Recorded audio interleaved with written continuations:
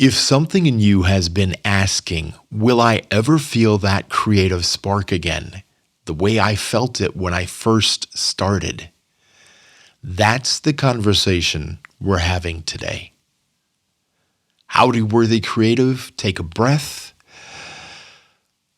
Let's sit and talk for a moment.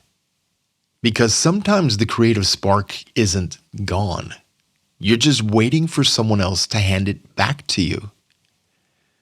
Now you still work hard, you still show up, you still deliver, and from the outside, nothing looks wrong. But inside, you're quietly trying to earn back something that used to feel natural, a part of you, recognition, creative freedom, permission. And when it doesn't come, you assume your spark must be gone. That is creative erosion. And what you're feeling isn't your fault. Most people think creative damage looks like fire, burnout, explosion, collapse. But erosion doesn't work like that. It works like water. And water is usually life-giving, isn't it? Calm, necessary, safe. But over time, even gentle water reshapes stone. It wears down edges, blurs lines, carries pieces of you away slowly enough that you don't notice what's missing. Slow doubt, slow shrinking, slow asking yourself questions you never used to ask. Was I ever really that good? Did I just get lucky? Maybe I already peaked. Creative erosion talks to you like that. It whispers that you should feel lucky for what you have, that you should stay right where you are. Don't make any waves, because that will keep you safe. But I bet you don't feel safe, do you? Let me tell you something I don't talk about lightly. When my role was split at the university, the part of the job I loved most, the creative side, was removed. Ironically, it was the job I turned down when they first offered it to me. And I didn't storm out. I didn't rebel. I tried to prove myself. I thought maybe if I was good enough, long enough, someone would look over and say, oh, there he is. Let's give him back the part that makes him feel alive.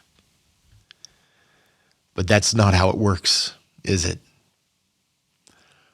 For almost 2 years, I doubled down in the very environment that was causing the erosion.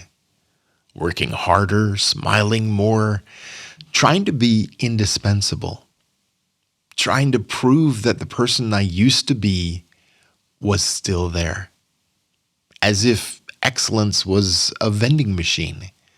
Insert effort, receive identity. Shrink-wrapped, brightly colored, dispensed on demand.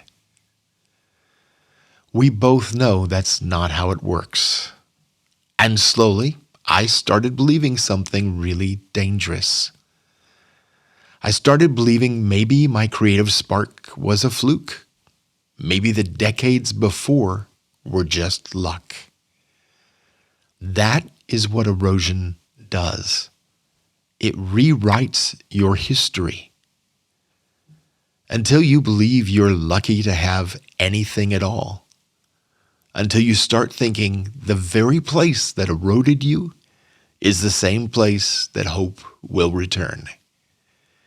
You look to the sky for fireworks, but the sky stays dark.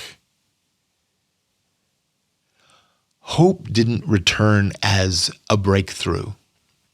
It returned the morning I realized something very simple. They can define my job, but they cannot define me. They can assign my tasks, but they cannot assign my worth.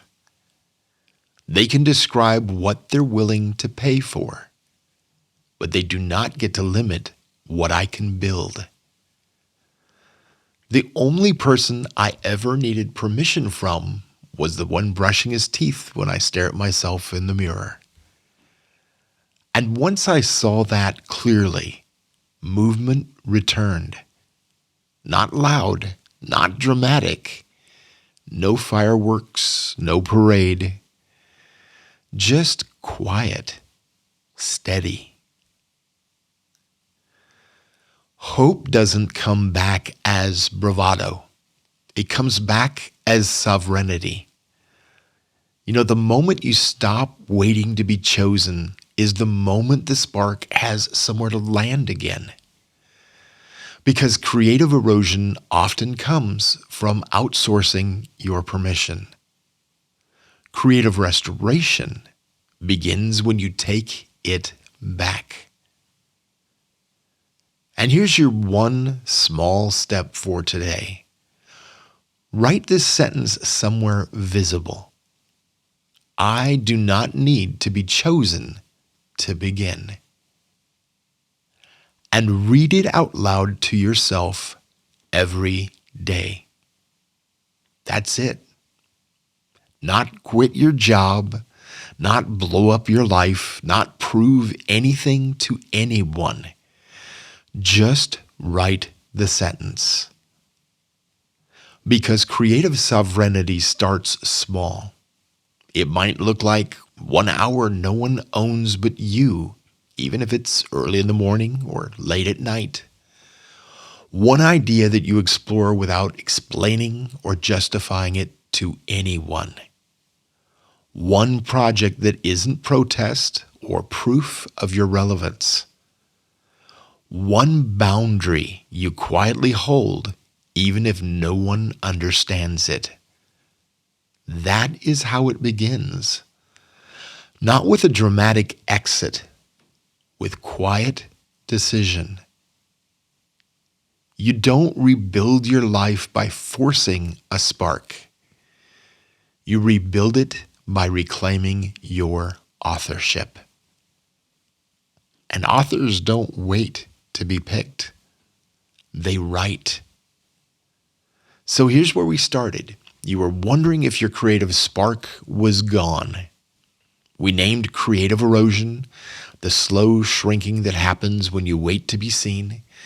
We clarified that hope doesn't return with fireworks. It returns when you stop outsourcing permission. And your step is simple. Write the sentence. I do not need to be chosen to begin. You don't have to fix everything tonight. This is a journey, not a light switch. Just take one honest step. You are not behind, you are not finished, and you are not washed up. You're not a fluke. You never were. You're still worthy, still becoming. Live creative.